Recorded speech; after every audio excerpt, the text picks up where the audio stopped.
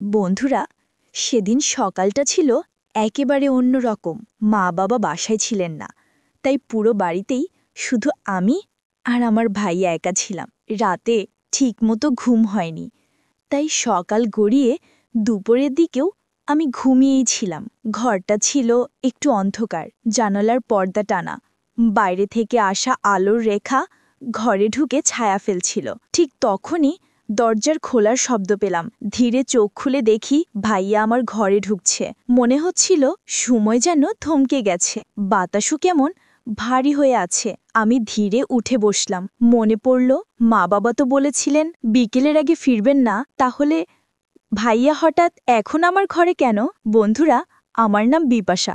আমি ক্লাস 10-এ পড়ি, আর আমার ভাইয়ার নাম কবির। সে কলেজে পড়ে। কিন্তু সেদিন যা ঘটেছিল তা এখনো ভাবলে আমার গায়ে কাটা দেয়। তো বন্ধুরা, আপনাদের এখন ঘটনাটা শুরু থেকে বলি, না হলে কিছুই বুঝতে পারবেন না।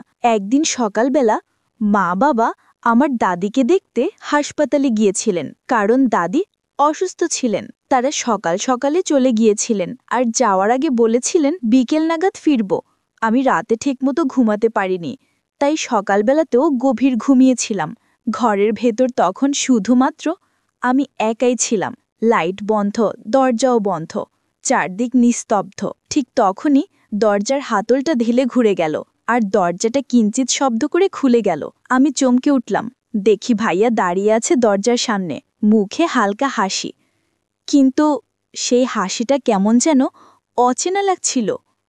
আমি অবাক হয়ে জিজ্ঞাসা করলাম, এই সময় তুমি আমার ঘরে কেন?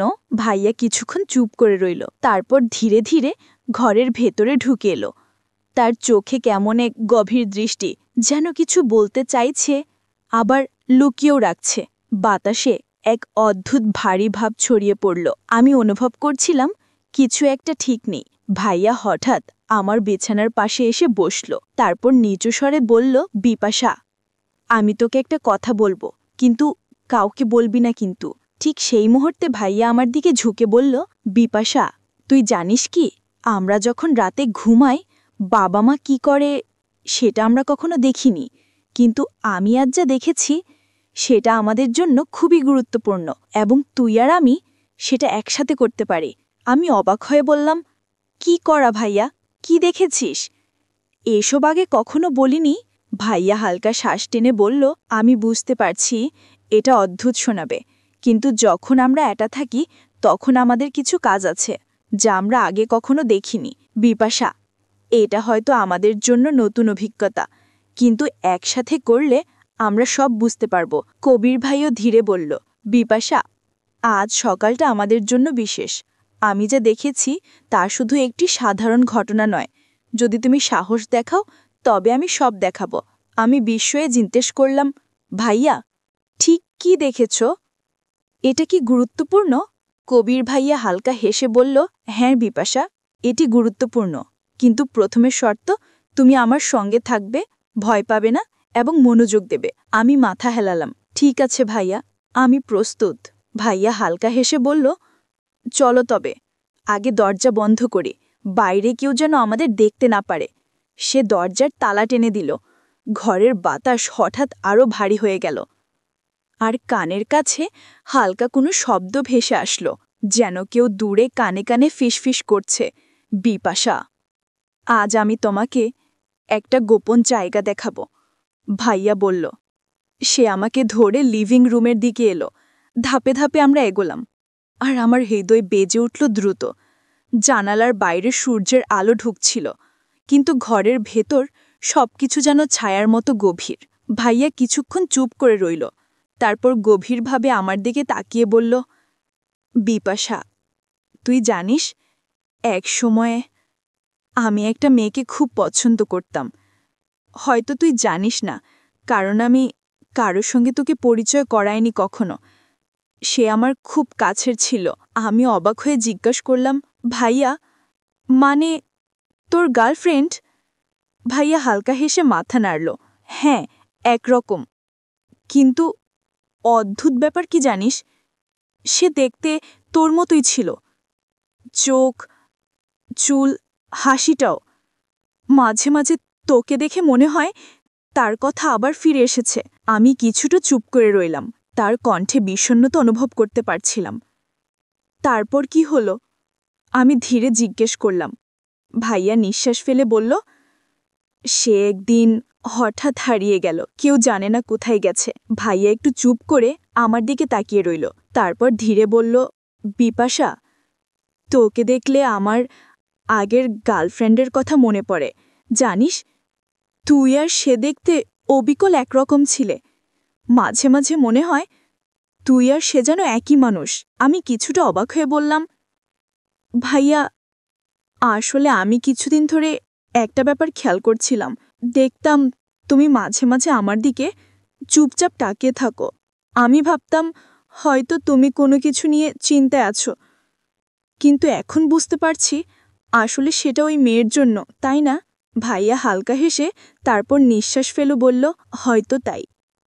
অথবা হয়তো আমি এখনো বুঝতে পারিনি যে কেন তোমার মধ্যে তার ছায়া দেখি। ঘরে তখন নিস্তব্ধতা নেমে এলো। জানালার পর্দা হালকা দুলছিল।